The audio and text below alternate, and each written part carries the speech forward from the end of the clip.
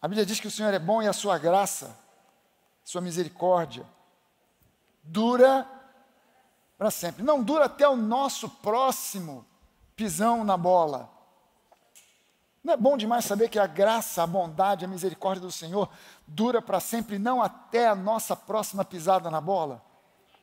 Não é bom demais saber que quando Deus olha para nós, Ele não vê os nossos pecados, porque a promessa bíblica, que é a cláusula máxima da nova aliança, é: das suas iniquidades eu perdoarei todas elas, e dos seus pecados eu jamais me lembrarei.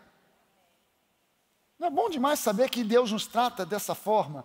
Porque se dependesse da nossa ação, do nosso desempenho, nós estaríamos completamente condenados. Amém? Sabe, o religioso não consegue entender esse negócio. O religioso pensa que, por suas obras, ele pode alcançar alguma coisa. Ele lê na Bíblia, ele sabe que está escrito que nós somos salvos pela graça, através da fé, e que isso não vem de nós, é obra de Deus. Ele não consegue entender esse negócio. Ele lê, ele sabe, mas ele ainda tem algum tipo de crença no fundo da sua mente de que ele pode dar uma força para Jesus, que ele pode dar uma ajuda, um embalo, que a obra da cruz foi parcial, ela foi 50%, os outros 50% é comigo, ou ela foi 80%, os outros 20% é comigo, ou ela foi 90% e 10% é por minha conta, ou qualquer coisa desse tipo, e não entende que a obra da cruz 100% foi realizado ali, e por isso Jesus pode bradar: está consumado. Sobrou nada para nós. Sobrou nada para nós. O que a gente pode fazer? Nada a não ser dar louvor, adoração, graças a Deus por aquilo que Ele fez por nós. É algo que a gente precisa entender, que nós estamos e somos gente da nova aliança.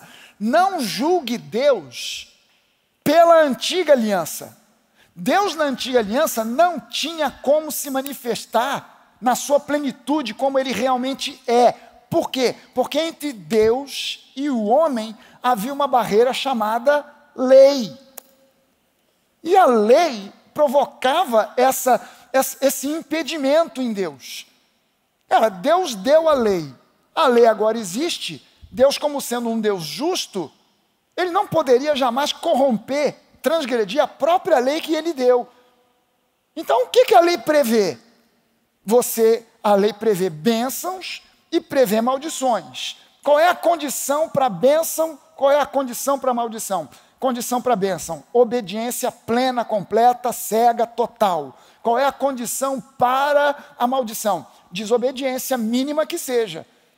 Então Deus, embora a Bíblia descreva Deus, como é que a Bíblia descreve Deus? Talvez se você fosse escrever uma definição de quem Deus é, você escrevesse páginas e páginas e páginas. Mas quando João teve que descrever quem Deus é, ele usou só 3 palavrinhas. Não tem um corinho, né? 3 palavrinhas só. Pois é, João só usou 3 palavrinhas. Deus é amor. Ponto. Acabou. Ele não precisou de escrever um tratado, mas com uma frase, ele escreveu mais do que livros e livros e livros. Deus é amor. Agora, se Deus é amor e Ele sempre foi o mesmo, Deus é o mesmo ontem, hoje e sempre, então mesmo no período da lei, Deus era amor. Ele não mudou. Ele é o mesmo hoje, ontem e sempre. Ele não muda e nele não há sombra de variação. Então, se Deus é amor, é porque na época de Davi, na época de Moisés, na época de Abraão, Deus já era amor. Ele sempre foi amor. Amém? Mas quando Ele deu a lei, não tem como Deus, que é um Deus justo, transgredir a lei em função do amor. Assim como um juiz que vai julgar um caso, ele pode olhar para o acusado que foi julgado e condenado, ele pode olhar para aquele acusado com um olhar de misericórdia, ele pode olhar para aquele acusado com um olhar de pena, ele pode olhar para aquele acusado com um olhar de amor, mas ele, como um justo juiz, tem que dar a penalidade que a lei prevê. Então ele pode estar lá o condenado sentado no banco do juiz com aquela cara de triste, o juiz com pena dele. Cara, eu gostaria de dar um veredito de inocente para o cara, mas o cara foi julgado, foi condenado, todas as provas estão presentes, é claramente um criminoso. Então, segundo a lei, não é segundo o coração do juiz, não é segundo a vontade do juiz, é de acordo com a lei. Ele vai ser condenado a 5, 10, 15, 20, 30 anos de cadeia, sei lá, aquilo que a lei prevê para aquele determinado crime. O juiz é bom, o juiz é amoroso, o juiz é compassivo, o juiz é gente boa, o juiz é caridoso, o juiz é legal, mas ele tem que colocar a lei em ação, ele não pode transgredir a lei. Então Deus, no Antigo Testamento havia essa barreira entre Deus e o homem, a lei.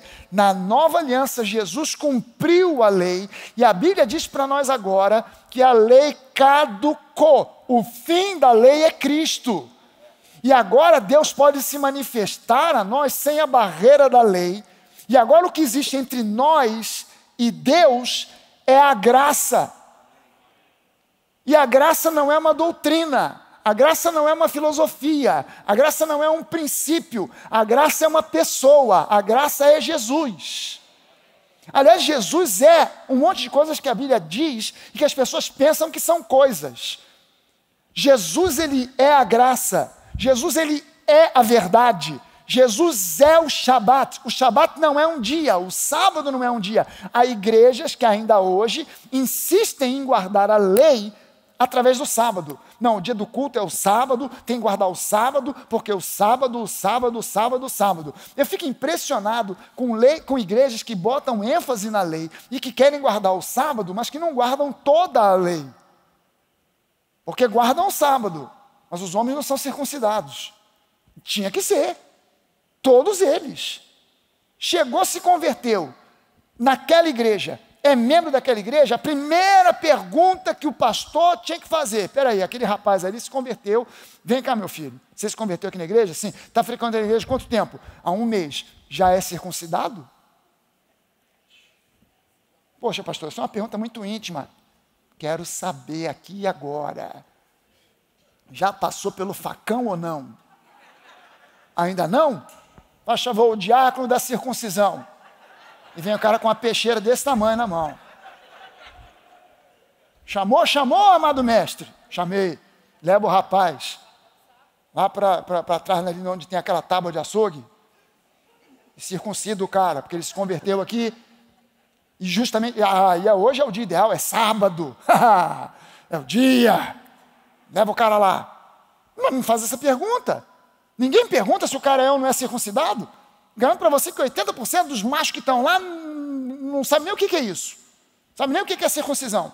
Mas insistem e não sabem que o sábado não é um dia. O sábado era um dia, na época da lei, era um dia de descanso. Hoje a gente não guarda um dia de descanso. A gente entra no descanso e vive no descanso, porque Jesus é o descanso. O sábado não é um dia, é uma pessoa. Por isso Jesus disse: venham a mim todos vocês que estão cansados e sobrecarregados. Cansados e sobrecarregados de quê? De carregar pedra? De trabalhar no campo? Não. Todos vocês que estão cansados e sobrecarregados da lei, do legalismo, da religiosidade. Vocês estão cansados e sobrecarregados por causa da lei, do legalismo, da religiosidade? Venham a mim, e eu que sou a graça, darei a vocês descanso. Só existe descanso da religiosidade na graça. Você pode até frequentar uma igreja que fala de Jesus, mas se o que é ministrado ali está misturado, o que é ministrado está misturado com um pingo que seja de lei, você não está no descanso. Você não está no descanso. Por que nós estamos no descanso? Porque nós estamos em Cristo, e Cristo é o descanso. Mas para estar em Cristo, eu preciso ouvir a genuína mensagem do Evangelho, que é o Evangelho da graça. E eu só recebo a graça pela fé. Por isso, a gente está pregando aqui, já há algumas semanas, hoje é a 5ª semana que eu estou pregando essa mensagem aqui, Nova Aliança. Um ministério que afasta a condenação e traz vida. Jesus disse isso: eu vim para que vocês tenham vida, e não uma vida qualquer, mas vida em abundância. Eu vim para que vocês tenham vida e vida em abundância. E o subtítulo dessa mensagem para hoje é Uma Aliança de Graça e Fé. A nova aliança é uma aliança de graça e fé. A antiga aliança era uma aliança de lei e obediência. A nova aliança é uma aliança de graça e fé. Pastor, mas na nova aliança não importa a obediência? A obediência que importa na nova aliança não é a sua nem a minha. A obediência que importa na nova aliança é a obediência de Cristo. Ele foi obediente até a morte e morte de cruz. Por causa da obediência dele, nós somos salvos. A obediência na antiga aliança era uma raiz. Na nova aliança, a obediência é um fruto.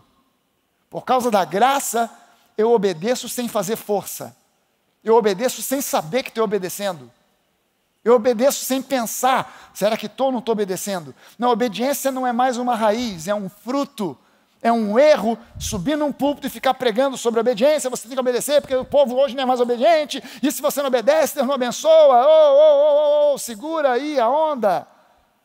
Nosso foco não é aprender sobre obediência, nosso foco é aprender sobre Jesus, e quando eu entendo Jesus, sem fazer força, sem saber, eu estou obedecendo. E quando alguém me diz, rapaz, você está obedecendo, é mesmo? Eu nem sabia.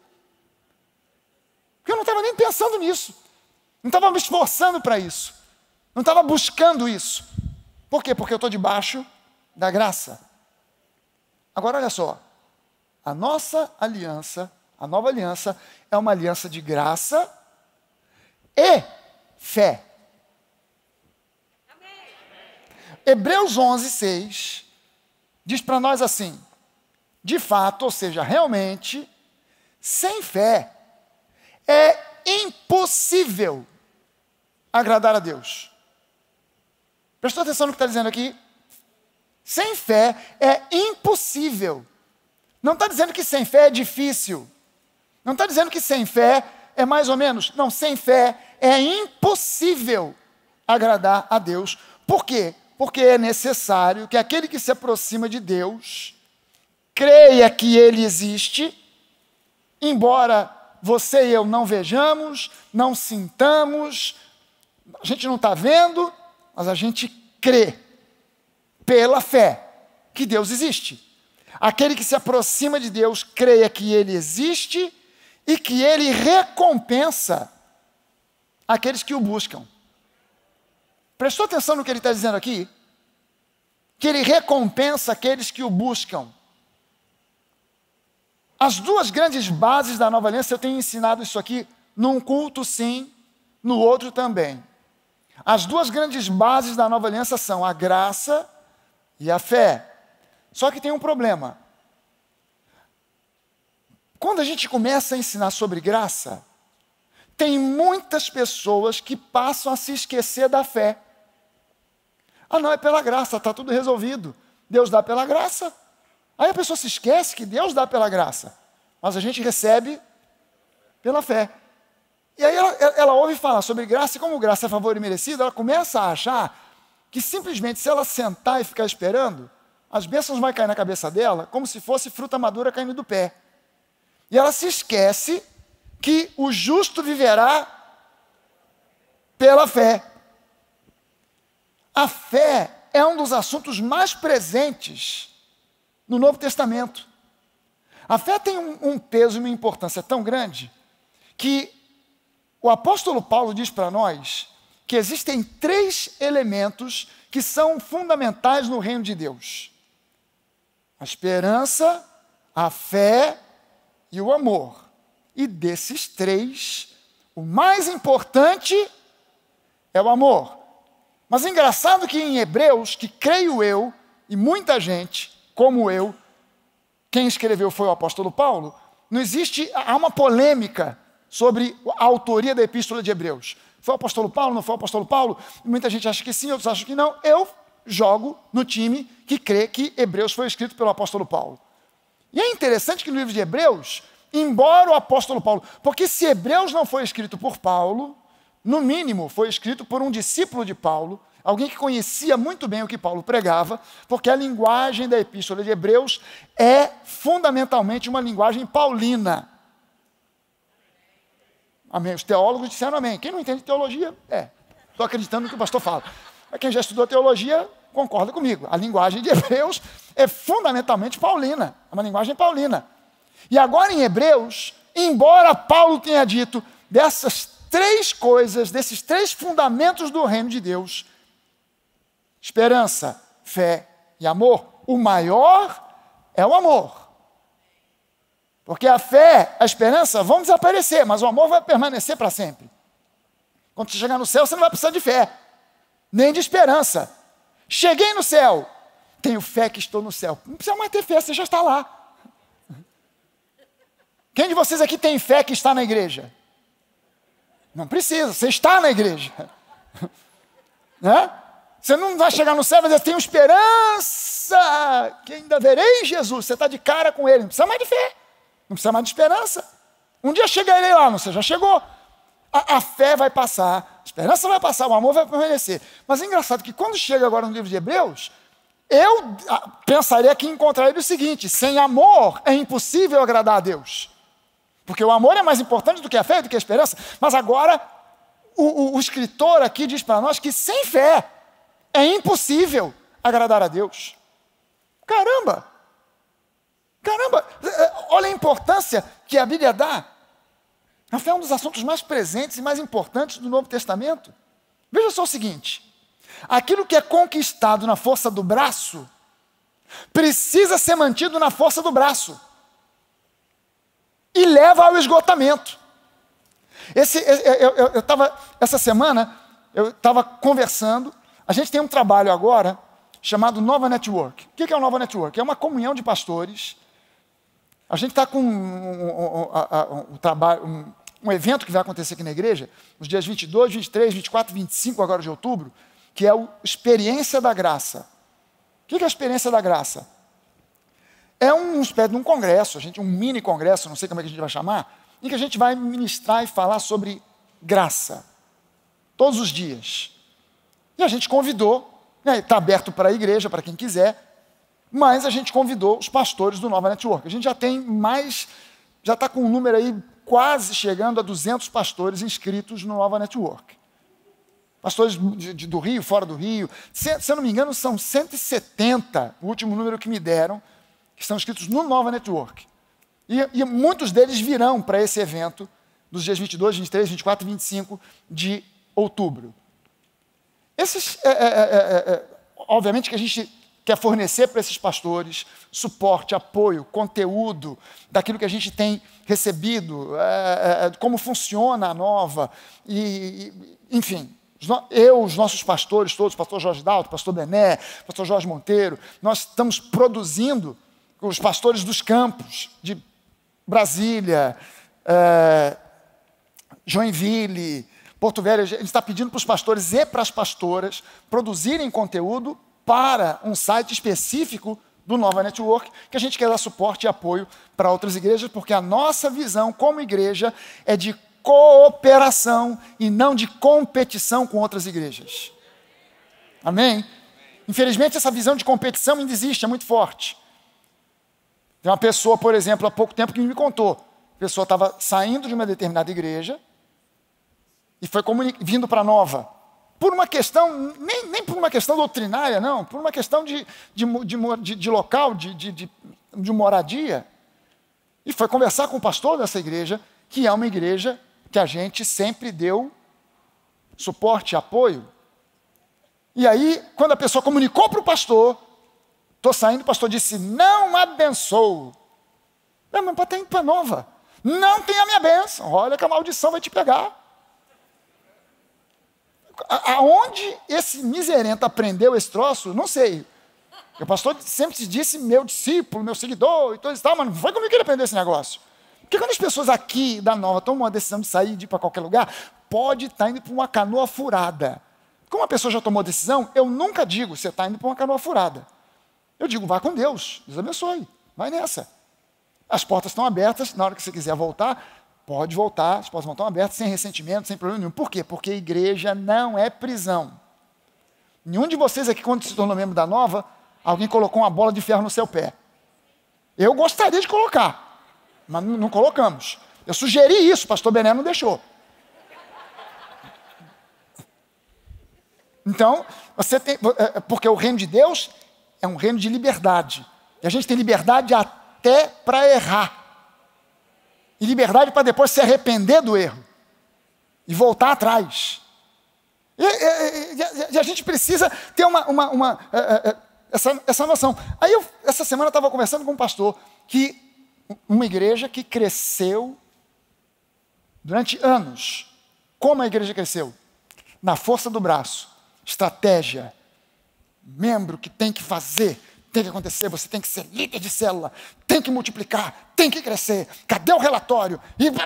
E só é promovido. Você de Zé Mané vai para líder não sei das quantas, se você crescer e ajudar e a sua célula for para frente e multiplicar, e se agora você é líder de 2, 3, 4, 5, então agora você é promovido a diácono, e agora você como diácono supervisiona 5, 6, 7, 10, 15 células, e você compete com o outro. Quantas células você tem? Eu tenho 15, eu tenho 27, aleluia, eu sou mais do que você, eu estou na ficha do pastor, eu estou debaixo do foco do pastor, porque eu tenho mais célula do que você. E a igreja crescendo na força do braço, e na força do braço chegou um esgotamento, e agora a igreja está praticamente vazia. E aí eu parei para conversar com o pastor para ver o que a gente pode fazer para ajudar.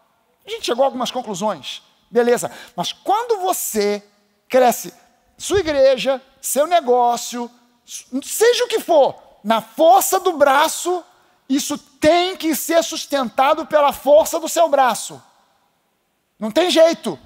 Cresceu na força do braço, vai ter que ser sustentado na força do braço. Isso leva ao esgotamento. Quem já experimentou isso alguma vez na vida, me diga aqui amém agora, por favor. Amém.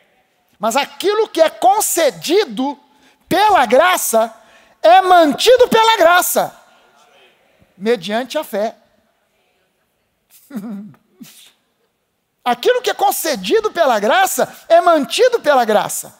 A responsabilidade de manter a nova progredindo não é a força, a inteligência, a sabedoria, a capacidade do pastor Fragalho, do pastor Bené, do pastor Jorge, do outro pastor Jorge, dos pastores. A responsabilidade de manter essa igreja indo para frente é do Senhor. Essa igreja pertence a Ele. Veja bem o seguinte, a graça vai onde não existe fé alguma. A graça, ela chega aonde não existe fé alguma, mas, mediante a ação da graça, nós somos conduzidos a um despertar da fé.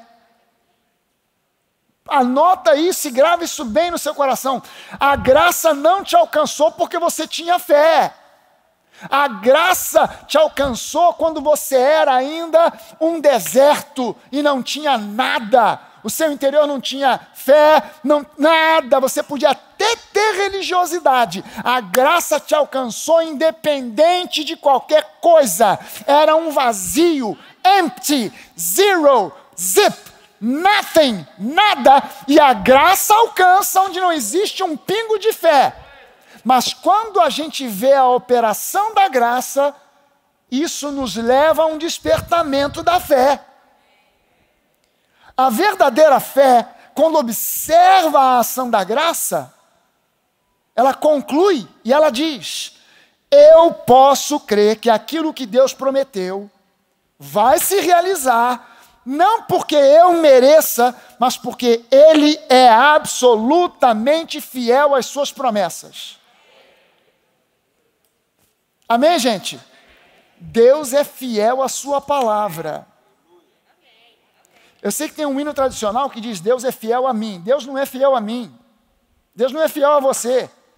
Deus é fiel à palavra que há em nós. Você está entendendo isso? Não é uma questão de... O hino tradicional é lindo, e eu entendo a intenção do autor quando ele diz: Tu és fiel, Senhor. E eu nem sei a letra, porque isso não é do meu tempo. Mas...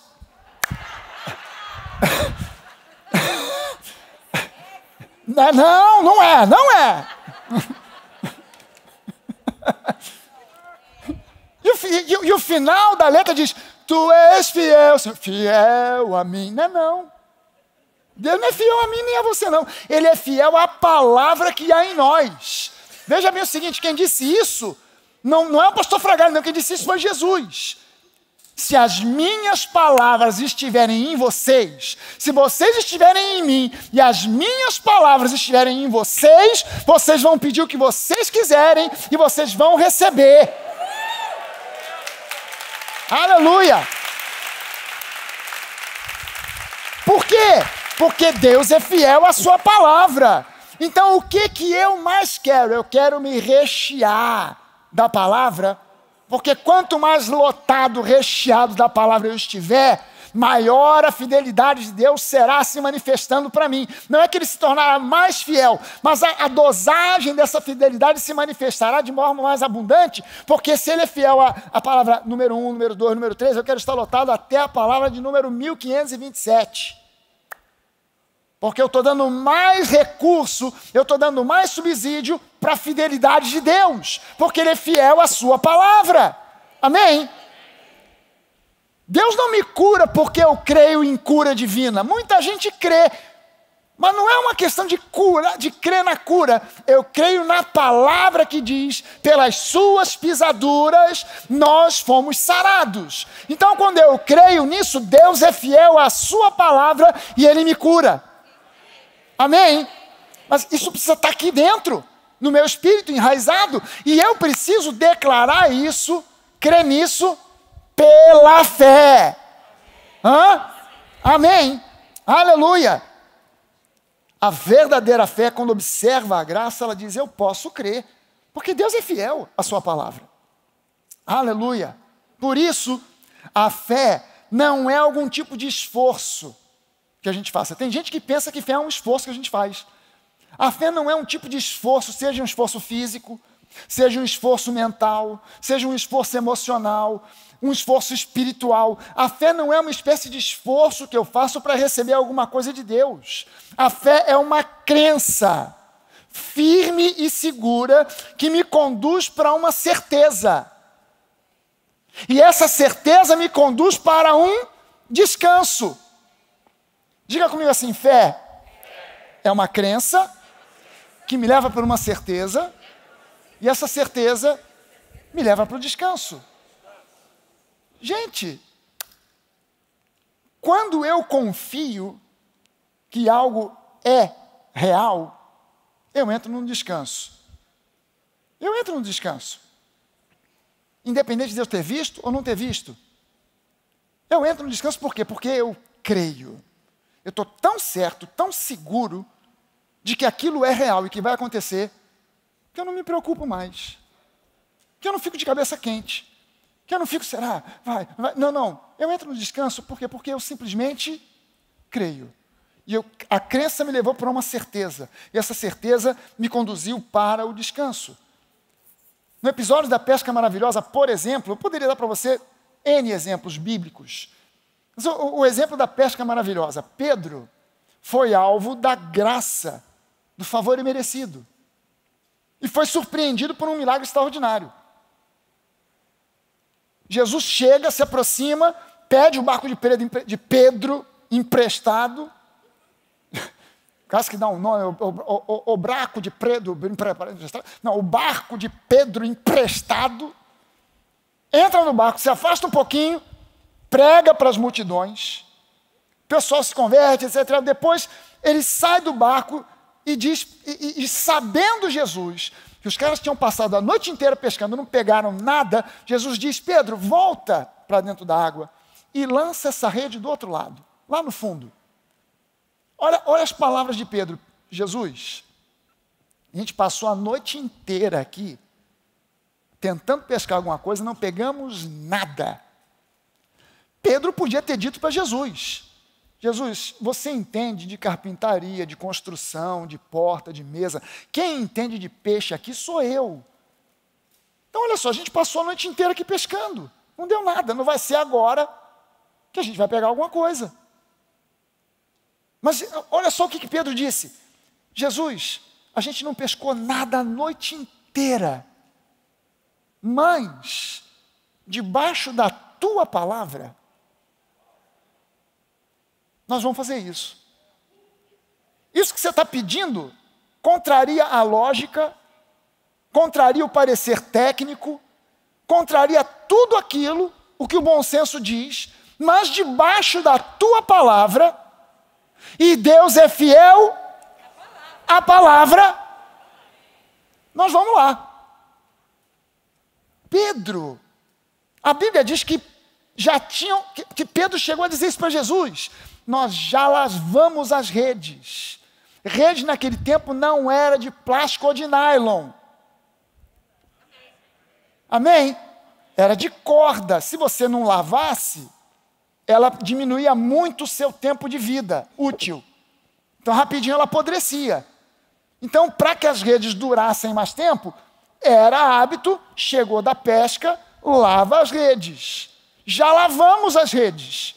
Jesus, essas redes são de corda. Quando a gente joga dentro d'água, quando a gente pega a rede no barco, ela tem um peso. Quando a gente joga dentro d'água, ela encharca de água e ela volta pesada. Se vier com peixe, é mais pesada ainda. A gente passou a noite inteira jogando rede dentro d'água e puxando de volta. Joga dentro d'água, puxa de volta. Fizemos aqui um crossfit. Rede pesada para dentro d'água, puxando, não deu nada. O bíceps está forte. A musculatura das costas está forte. Mas peixe a gente não pegou. E a gente já lavou as redes. Mas debaixo da tua palavra, nós vamos fazer. E aí Pedro é surpreendido por uma pesca maravilhosa. Pergunto eu para você, Pedro, quando decidiu ir lá para dentro, ele tinha alguma fé? Tinha fé nenhuma. Mas no momento em que Jesus disse alguma coisa para ele, uma fagulha de fé apareceu. A gente já lavou a rede, a gente já fez o que tinha que fazer, a gente já está indo para casa, mas por causa da tua palavra, debaixo da tua palavra, nós vamos fazer. Não interessa mais se a fé que Pedro tinha era uma fagulha, se era uma fogueira, se era grande, se era pequena. O pessoal fica nessa paranoia, grande fé, pequena fé, esquece esse negócio e simplesmente crê que Deus honra a fé na sua palavra. Debaixo da tua palavra, nós vamos lançar as redes. Pedro lançou a rede e a prova que Pedro não tinha fé, não foi que quando começou a vir peixe, Pedro olhou e disse assim: eu já sabia, claro que via peixe.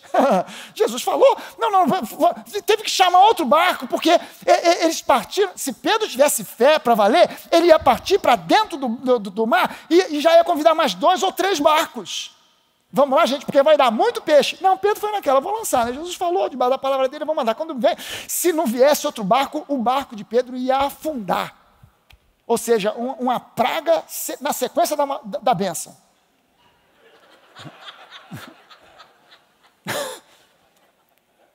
Pedro ia perder o barco por causa da pesca. Teve que chamar mais gente. Jesus não disse assim: Pedro, estou desconfiado que essa tua fé está muito pequena. Não vai valer nada. Você crê? Já viu essas igrejas? A pessoa vem toda ruim. Pastor, eu vou orar por você. Você crê? Eu creio. Peraí, você crê ou não crê? Gente, não vou nem orar, não vai ficar curado, não. Olha, uma fezinha pequenininha, não vale nada. Você crê ou não crê? Eu creio. Crê ou não crê? Eu creio. Crê! A pessoa, ela crê na marra, no susto, no tranco, tem que pegar no tranco. Jesus não ficou questionando se Pedro tinha muita fé, pouca fé, mandou ele entrar. O que ele falou? Que debaixo da minha palavra ele vai obedecer. Peixes venham. Sei lá de onde saiu aquela montoeira de peixe. A Bíblia diz que quase que o barco afundou de tanto peixe, encheu a rede, encheu o barco de Pedro, encheu o outro barco. Se tivesse mais 1, mais 2, mais 3, mais 4, mais 5, encher tudo quanto é barco. O que Jesus foi fiel foi a sua palavra.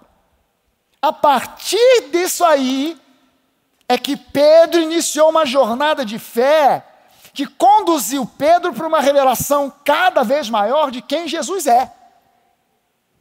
E, na verdade, gente, essa é a principal função da fé. A principal função da fé não é fazer você próspero. A principal função da fé não é curar você. A principal função da fé não é... A principal função da fé é revelar Jesus. Quem tem Jesus revelado, prospera. Quem tem Jesus revelado, recebe cura. Quem tem Jesus revelado, recebe as bênçãos que a palavra promete. Então veja só o seguinte, a graça precede a fé. Mas a verdadeira fé, essa fé que entra no descanso, ela nos leva sempre de volta para a graça. Uma das críticas que eu sempre ouvi à pregação da fé, esse pessoal da fé pensa que eles podem tudo. Eu não penso nada que eu posso tudo, quem disse isso foi Paulo. Fui eu que falei isso, não. Foi Paulo que disse, tudo posso naquele que me fortalece. Esse pessoal da fé está querendo encostar Deus contra a parede. Eu não estou querendo encostar Deus contra a parede, coisa nenhuma. Eu só estou querendo que Deus faça aquilo que Ele prometeu, que Ele ia fazer. É só isso. Eu não estou encostando Deus contra a parede. E a verdade é que a verdadeira fé, ela sempre nos conduz de volta para a graça. Veja bem o seguinte, quando Hebreus 11:6 nos diz que Deus recompensa aqueles que creem que Ele existe e passam a buscá-lo, essa recompensa não é uma espécie de prêmio por um esforço. Essa recompensa é tão somente a manifestação daquilo que já foi prometido e concedido a nós pela obra da cruz de Cristo. Essa recompensa é apenas uma parte da herança que agora é nosso direito. Você está entendendo? Quando a Bíblia usa esse termo, sem fé é impossível agradar a Deus, porque é necessário que aquele que crê, olhe e creia que Ele existe e que é o recompensador, o galardoador daqueles que o buscam. Esse prêmio, esse galardão, essa recompensa, não é uma coisa tipo assim, vamos ver o que ele vai fazer. Ah, muita fé. Uau, um montão de coisa. Esse aqui, menos fé, menos coisa. Não é isso, esse é um conceito humano. Quando a Bíblia fala sobre essa recompensa, é simplesmente você utilizar a porção da herança. Quando você crê, Deus te oferece a sua herança, você pega o quanto você quiser.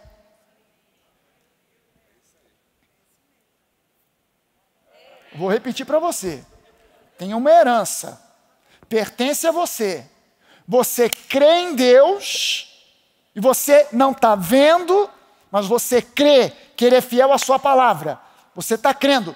Deus te chama agora, então é hora da recompensa. Qual é a recompensa, Senhor? Queijo Minas? Um queijo. E para o outro? Não, para o outro é um Roquefort. Não. Deus abre a porta e diz assim, está aqui a sua herança. Pega o que você precisa.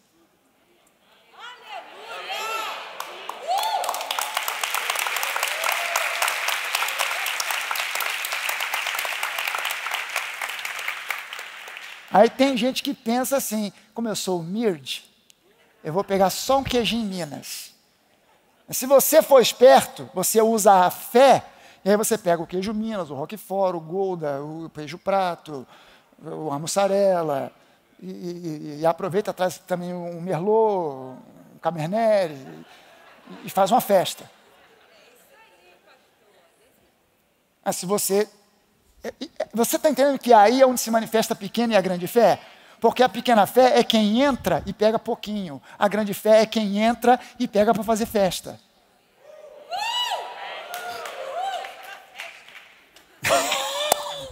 Gostei, Sandra. Tinha que ter um microfone passando a ter falado, eu só é da festa. Amém, é isso aí.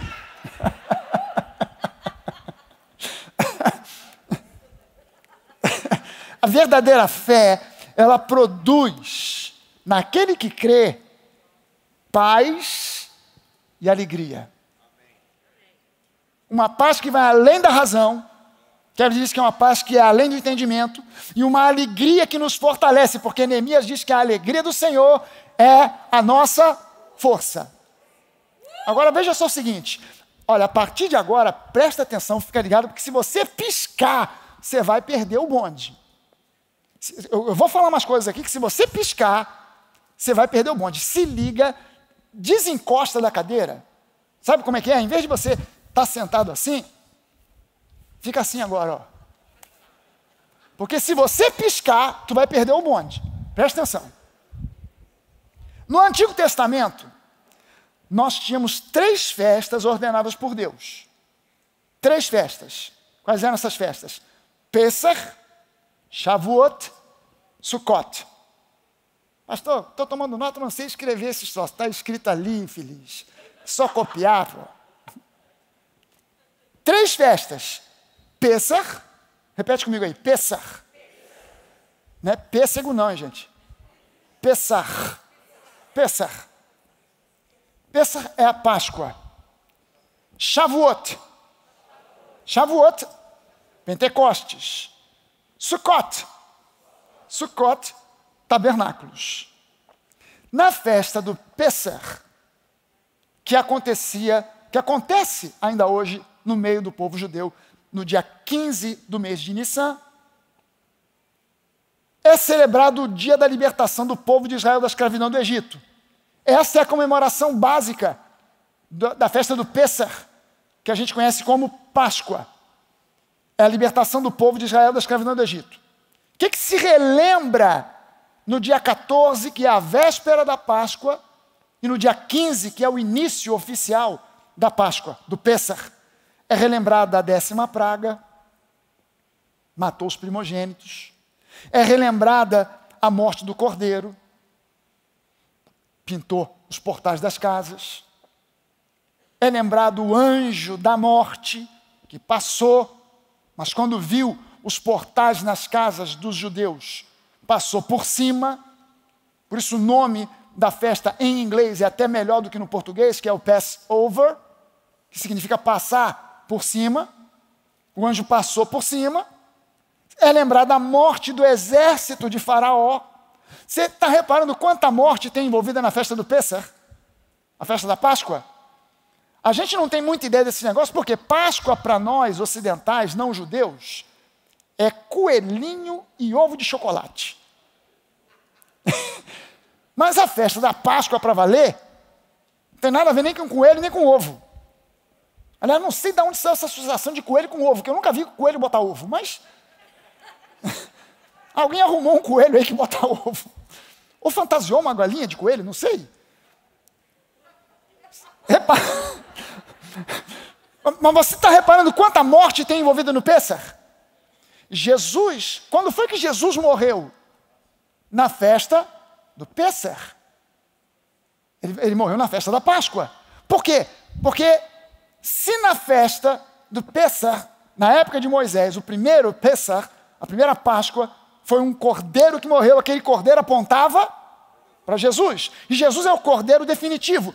O Pessach se cumpriu em Jesus, o nosso cordeiro pascal, nos trazendo libertação e vida abundante.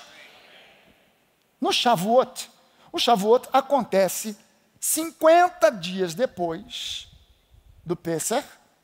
50 dias depois da Páscoa vem o Shavuot, no dia 7 do mês de Sivan. E é celebrado o dia em que foi dada a lei a Moisés.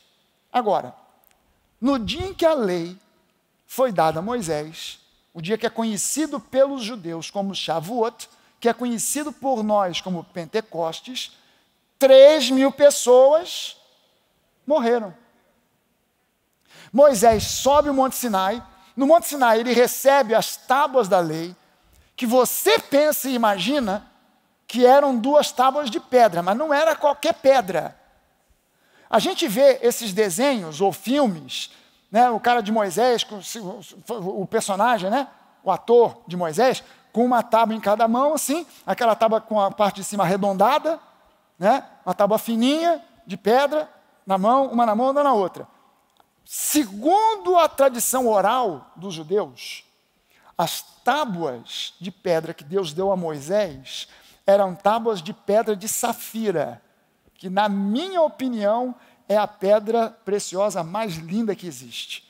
Mas eu sou suspeito para falar porque azul é a minha cor favorita. E eu, quando abro o meu armário, é difícil de não encontrar azul.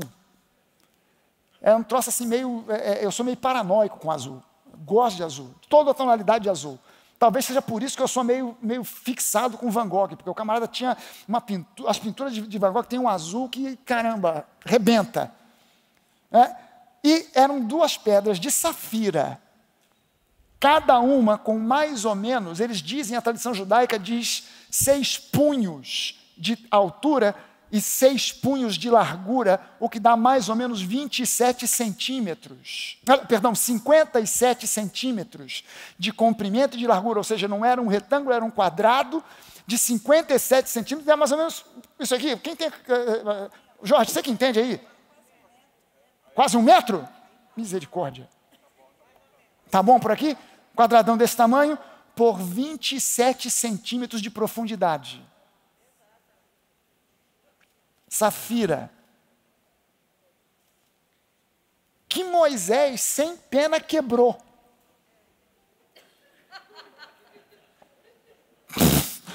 Que se você visse aqueles cacos de safira, ia dizer, vou pegar pelo menos para fazer um brinquinho para minha esposa.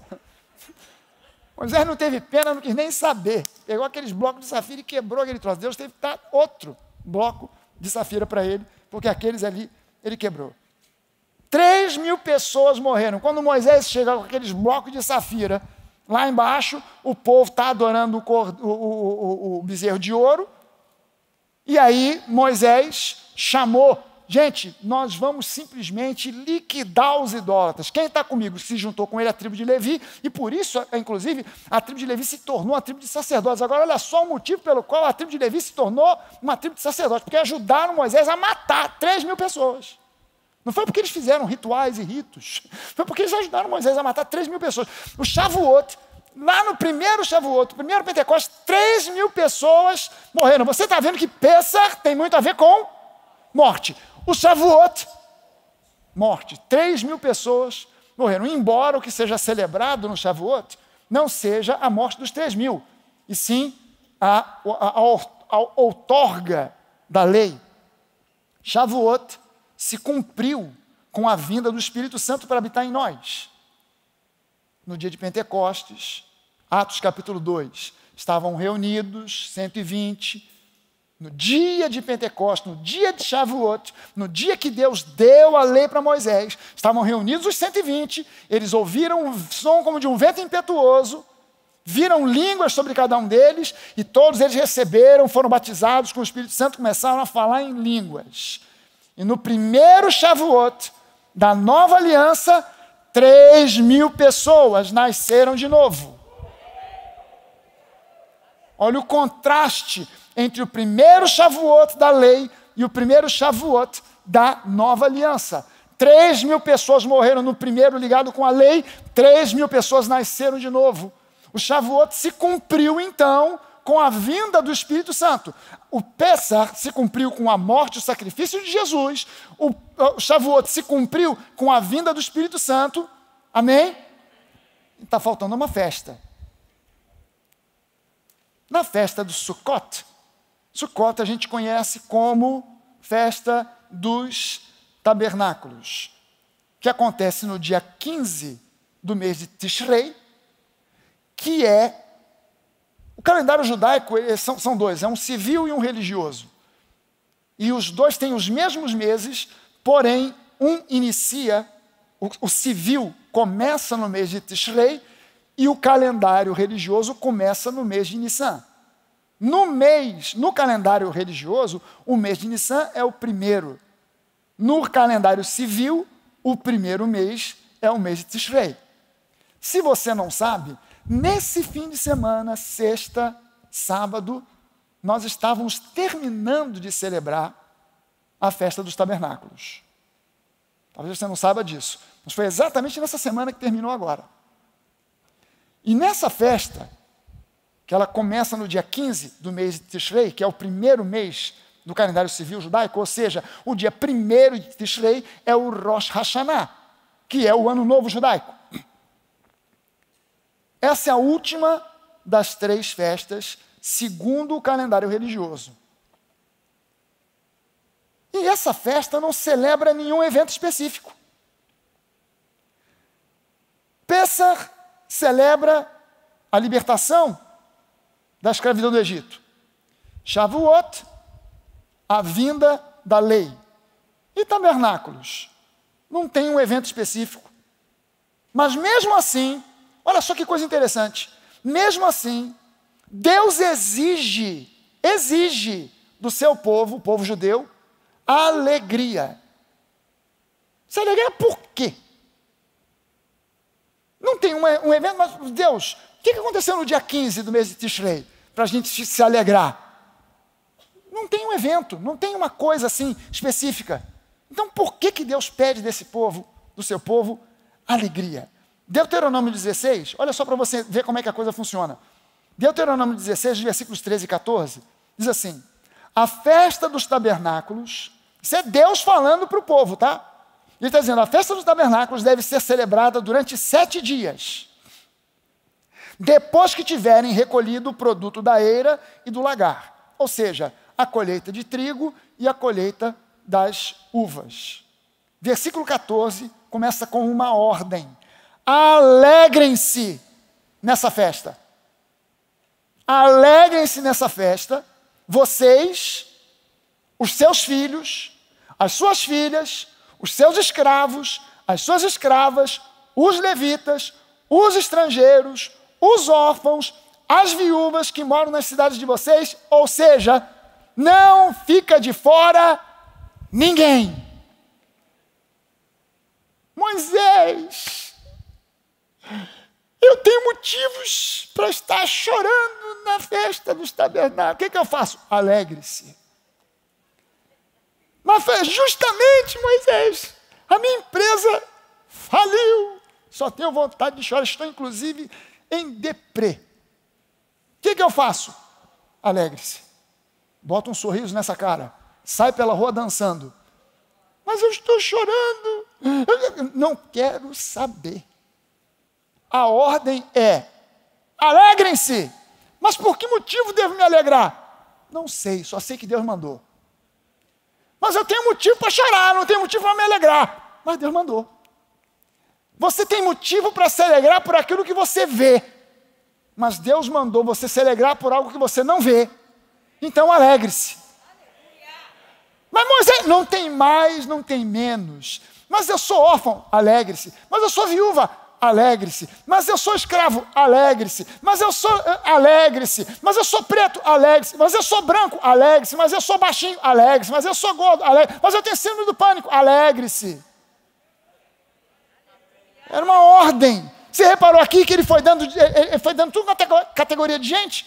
Escravo, liberto, estrangeiro, quem está dentro, quem está fora, bonito, feio. Alegrem-se em tudo quanto é lugar. Por qual razão Sukkot, tabernáculos, é tão importante para Deus, a ponto de ser chamado pelo povo judeu de Zman Simhatenu? Pastor, o que é isso? Zman Simhatenu significa a época da nossa alegria.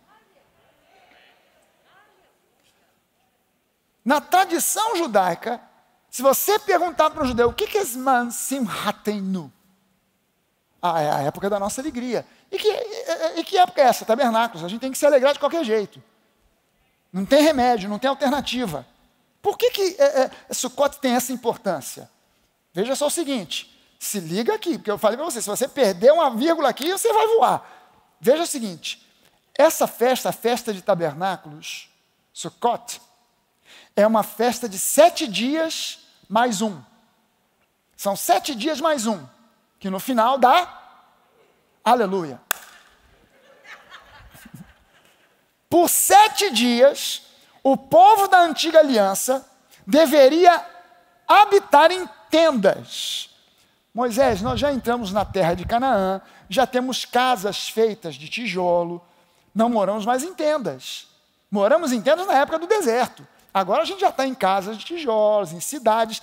Então agora você vai sair da sua casa, ou no quintal da sua casa, você vai arrumar um canto, vai fazer uma tenda e vai ficar morando dentro dela durante 7 dias. Para você lembrar do tempo em que os seus antepassados vagaram pelo deserto, morando em tendas, morando em barracas. Você vai ficar relembrando esse tempo. Veja só o seguinte, a festa tem uma ordem, alegrem-se. Qual é a minha alegria? Vou sair da minha casa e vou para uma casa com piscina, com sauna, churrasqueira. Não. Se fosse isso eu me alegrava, mas eu vou para uma barraca. A minha casa tem conforto, na barraca tem nenhum, mas eu vou ter que ir na barraca e eu vou ter que me alegrar na barraca. Estou tão feliz nessa barraca. Ô Jesus, que felicidade nessa barraca. Em casa tem fogão, aqui tem que fazer um fogareiro. Ô desgraça, ô aleluia, Jesus, obrigado. Graças a Deus. O que você está com esse sorriso aí na cara? Eu já montei aqui, botei botox, que é para nem desfazer o riso. Ele está travado aqui, porque a ordem é alegre-se. Eu estou com vontade de matar essa pessoa aqui, mas eu tenho que me alegrar. Esse moleque desobediente, hoje me fez uma pirraça danada no supermercado e eu assim, ó, aleluia. Por quê? Porque a ordem é alegre-se. Garoto, para com isso, tu vai levar uma coça quando chegar em casa. Eu vou te matar quando a gente chegar em casa. Você vai ver só, que é bom para tosse. E o pessoal, ih, rapaz, é doido. Não, é porque nós estamos na festa dos tabernáculos, é uma ordem, alegre-se. Tem que se alegrar. O 7º dia, olha só, dia 15 do mês de Tishrei, o camarada montou a tenda, entra na tenda. Ele mora no dia 1, dia 2, dia 3, dia 4, dia 5. Dia 7 é um dia especial. No dia 7 é um dia chamado de Rosh Hashanah Rabbah. Rosh Hashanah Rabbah significa o dia da grande súplica. Você já leu na Bíblia que Jesus, quando entrou em Jerusalém, na última semana da sua vida terrena, Jesus entrou em Jerusalém montado num jumentinho, não é isso? E o que o povo gritava para Jesus? Hoshana, Yeshua bar David. Hoshana, Yeshua bar David. Hoshana, Yeshua bar David. O que significa Hosana, filho de Davi? O que significa Hosana? Salva-nos, ó filho de Davi. Hoshana, em hebraico, significa salva-nos, ajuda-nos. E o povo, quando Jesus entrava, clamava, Hoshana, Yeshua bar David. Yeshua bar David, Hoshana, salva-nos, Jesus. Hoshana, Hosana.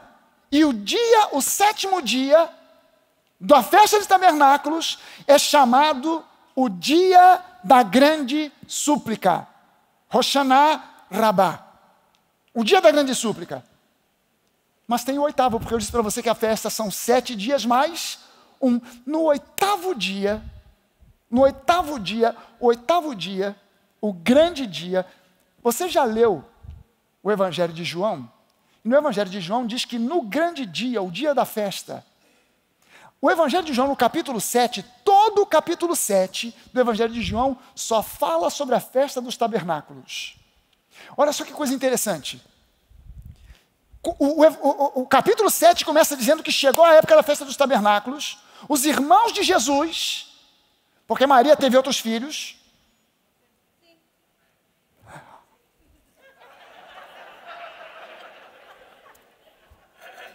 I didn't know. Eu não sabia. Maria teve outros filhos. A Bíblia dá até o nome dos caras. Simão, José, Judas e Tiago. E irmãs. Ou seja, no mínimo tinha mais 2, né? Porque José não era mole. José não dava descanso para Maria.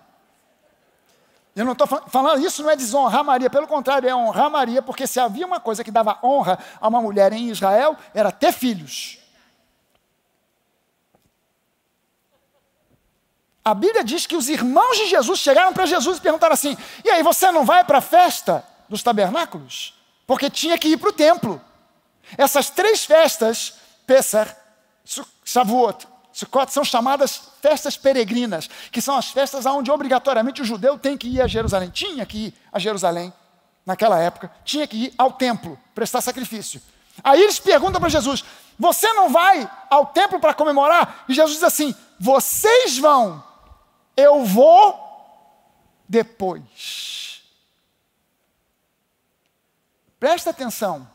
Jesus frequentou o templo na época do Pessah, Jesus estava no templo na época do Shavuot, mas na época do tabernáculos, na época de Sukkot, Jesus disse, vocês vão e eu vou ficar aqui.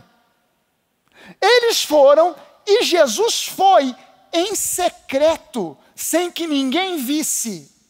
Grava esses conceitos que eu estou te passando aqui agora. E aí a Bíblia diz que Jesus, quando chega lá, ele começa discretamente a ensinar, não no lugar principal do templo, mas nos lugares mais reservados. Jesus começa a ensinar um, ensinar outro, mas no 8º dia, a Bíblia diz que Jesus, ele se pôs de pé e deu um grito no meio do templo: se alguém tem sede, venha a mim e beba, porque quem crer em mim e naquele que me enviou, do seu interior fluirão rios de água viva. Aí João, veja bem, hein? No 8º dia, até o 7º, Jesus estava lá, mas ninguém estava vendo Jesus. Mas no 8º dia, ele se mostra, ele se põe de pé, ele se revela: não, eu estou aqui, eu já estava aqui, mas agora eu quero que vocês me ouçam e entendam. Quem crer em mim, do seu interior fluirão rios de águas vivas, de água viva. E ele diz isso, a Bíblia diz, João diz que ele falou isso se referindo ao Espírito Santo que seria dado. Que seria dado a nós. Presta a sua atenção no que está acontecendo no campo simbólico. 8. Isso aconteceu no 8º dia. Na numerologia bíblica, o número 8 significa um novo começo. 8 pessoas saíram vivas, íntegras e sãs de dentro da arca de Noé, para recomeçar a humanidade. Veja bem, 7º dia, o dia da grande súplica, Rosh Hashanah Rabbah. Jesus tinha entrado em Jerusalém e o povo clamando: Rosh Hashanah, Yeshua bar David. E agora Jesus, no 8º dia, ele se apresenta, no 7º dia, o dia da grande súplica, Rosh Hashanah, Rosh Hashanah, Rosh Hashanah Adonai. Os caras não sabiam ainda que Jesus era o Salvador. Então o Rosh Hashanah, o Hosana deles era para Adonai, era para Yahweh, era para o Senhor, era para Jeová. E eles clamavam no 7º dia, eles clamavam Rosh Hashanah Adonai, Rosh Hashanah Adonai. Mas agora o povo depois vai clamar Rosh Hashanah Yeshua bar David. Salva-nos, Jesus, não mais salva-nos, Adonai, porque eles reconheceram que Jesus era o Senhor. E agora Jesus, no dia anterior, o povo passou o dia clamando Rosh Hashanah Adonai, Rosh Hashanah Adonai, salva-nos, Senhor, salva-nos, Senhor. No 8º dia, Jesus fica de pé e diz: agora eu estou aqui, e quem crer em mim, do seu interior vão fluir rios de água viva.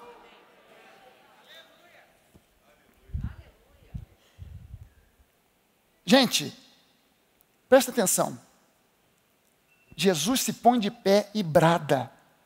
De acordo com a tradição, Moisés voltou do Monte Sinai com as tábuas da lei no dia do Yom Kippur. Olha, presta atenção nisso aqui. O dia que Deus perdoou o seu povo, o dia do Yom Kippur, é tradicionalmente dito pelos judeus que é o dia que Moisés chegou com as novas tábuas da lei no acampamento de Israel. E aí eles comemoram, tradicionalmente naquele dia, o dia do Yom Kippur, que é também nesse mês, que foi há alguns dias atrás. Foi há alguns dias atrás, o dia do Yom Kippur. O dia que Deus perdoou o seu povo.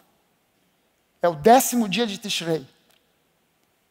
Mas a tradição diz que, quando o povo pecou com o bezerro de ouro, a presença de Deus foi embora.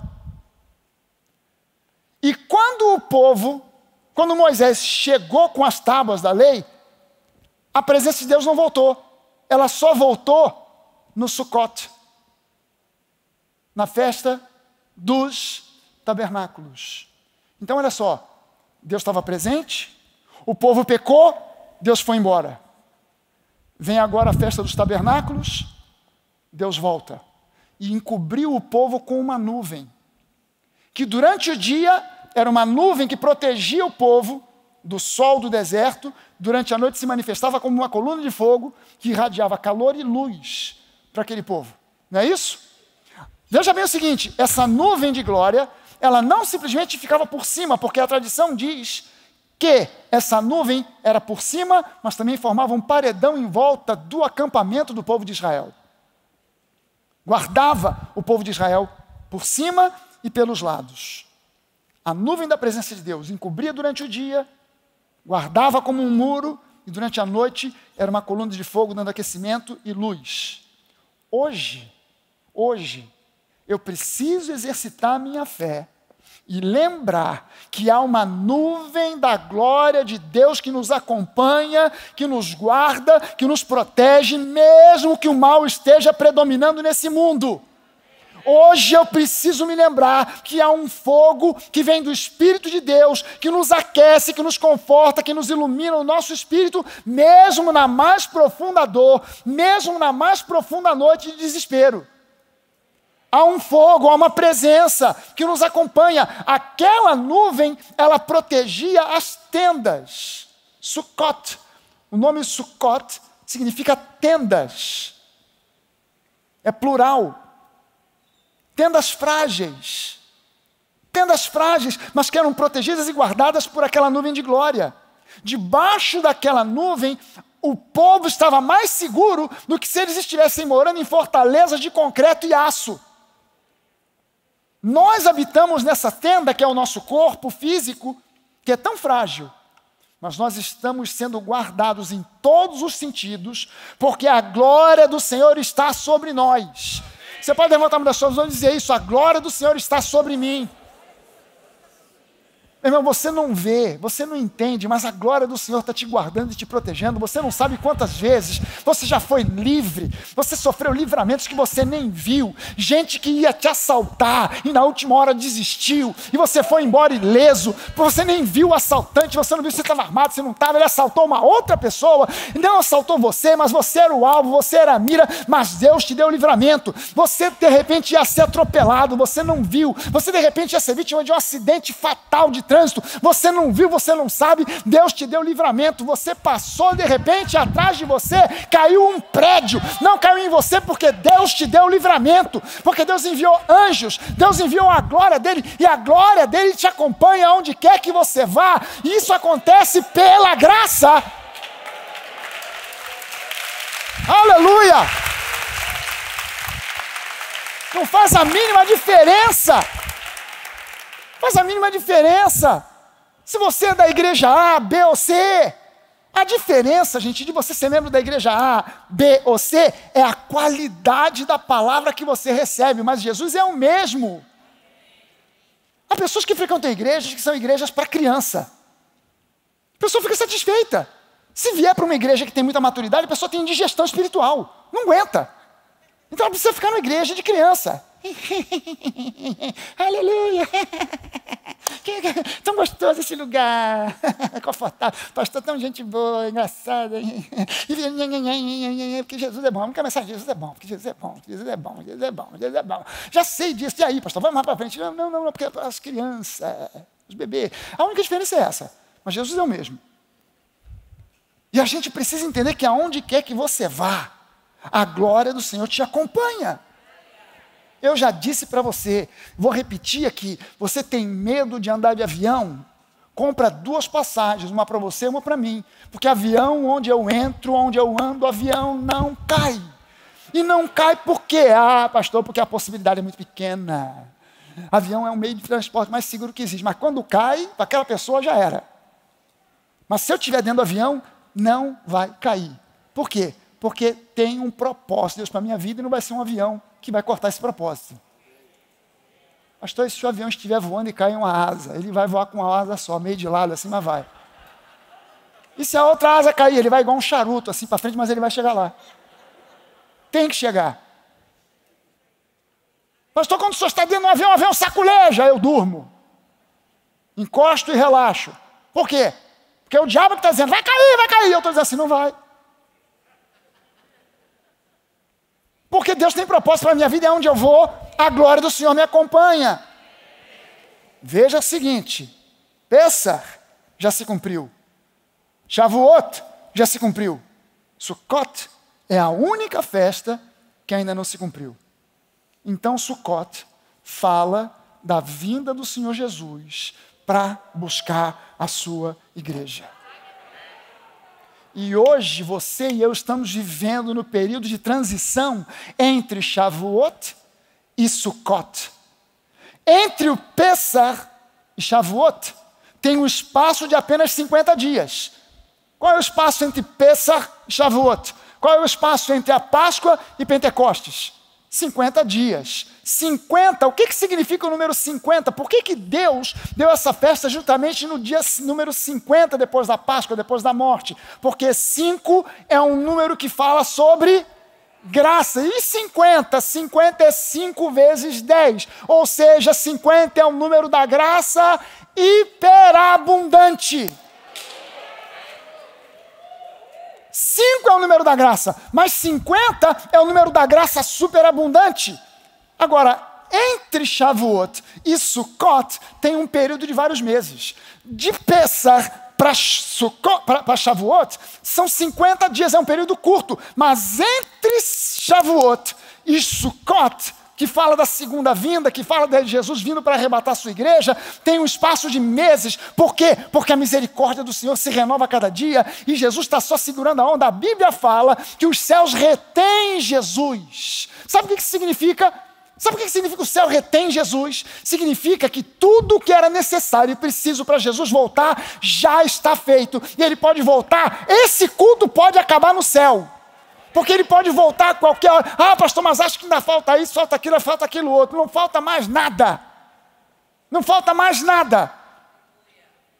Ele já pode se manifestar e voltar a hora que ele quiser. Mas sabe o que significa quando Pedro diz que os céus retêm Jesus? Sabe o que significa?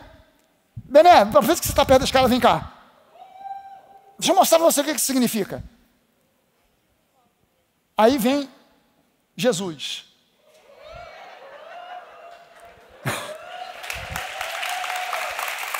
Agora olha só, Jesus está louco para voltar, vir buscar o seu povo. Mas a Bíblia diz que o céu retém. Sabe o que significa? Chega aqui na Bíblia aqui. Vocês são o povo de Deus, tá? E Jesus está aqui no céu junto comigo, querendo ir. Calma, Jesus, não vai agora, ainda tem gente para ser salva. Quer ir? Não, não vai, que eu vou te seguir. Não, agora não, calma. Não vai. Você está entendendo isso? Jesus já está pronto para vir. Os céus retêm por causa da misericórdia. Por quê? Porque ainda tem gente da sua família que não foi alcançada e vai ser. Porque ainda tem gente que Deus está olhando para o livro da vida e está dizendo: o nome dessa pessoa está aqui, ela ainda não foi salva. Então segura a onda, Jesus, porque ainda tem plano, ainda tem propósito. Ainda não é o tempo de Sukkot se cumprir. Já se cumpriu o Pessach, já se cumpriu o Shavuot, já foi morto o Cordeiro, já foi enviado o Espírito. Agora está faltando Jesus vir buscar a sua igreja, mas é um tempo mais longo, é um tempo de espera. E enquanto isso, nessa transição, a glória do Senhor nos acompanha onde quer que a gente vá. E é por isso que a gente prospera, é por isso que a gente vai para frente, é por isso que a gente é abençoado, porque onde a gente vai, a glória do Senhor nos acompanha. A glória do Senhor não nos deixa.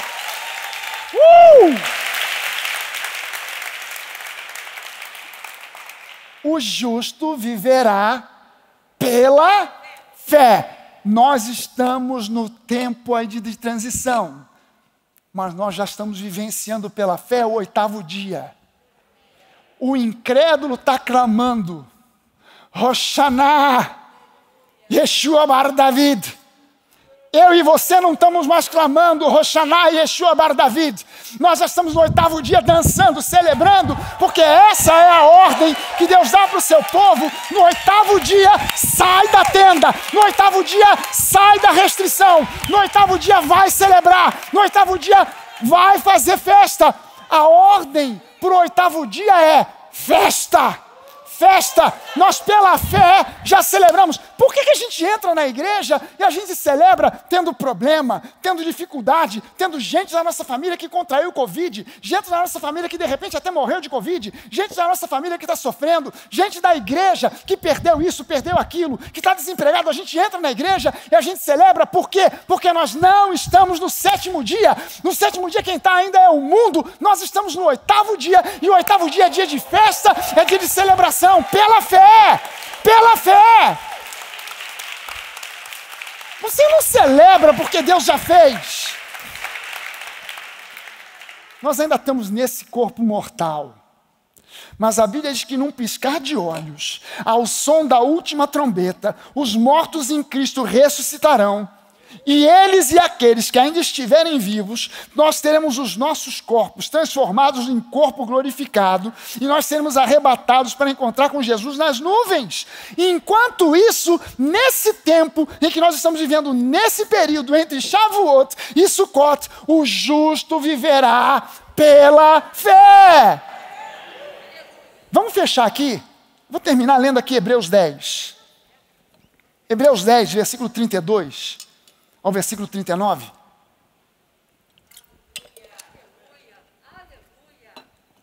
Diz assim, olha só, o escritor aos Hebreus, que eu acredito, seja Paulo, tenha sido Paulo, olha o que ele diz para esse povo que estava sendo perseguido, que estava sofrendo, restrições econômicas, financeiras, de toda sorte, sendo presos, jogados nas arenas romanas para serem devorados por feras, por leões, tigres, para servir de espetáculo, um espetáculo sangrento. O escritor aos Hebreus diz assim, no versículo 32, lembrem-se dos dias passados, quando depois que foram iluminados, ou seja, depois que vocês se converteram, vocês suportaram grande luta e sofrimentos. Em certos momentos, vocês foram transformados em espetáculo, tanto para serem insultados, quanto para serem maltratados. Em outros, vocês se tornaram coparticipantes com aqueles que foram tratados assim.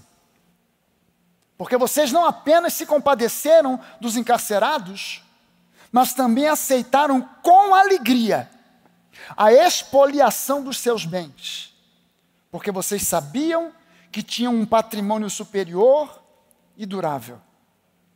Portanto, não percam a confiança de vocês, porque ela tem grande recompensa. Vocês precisam perseverar para que, havendo feito a vontade de Deus, alcancem a promessa. Porque ainda dentro de pouco tempo, aquele que vem virá e não demorará. Mas o meu justo, enquanto isso, enquanto ele não vem, o meu justo viverá pela fé. E se retroceder, dele a minha alma não se agrada. Nós, porém, nós, porém, nós, porém,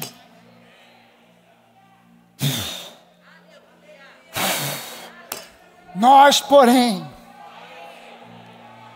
nós, porém, nós, porém,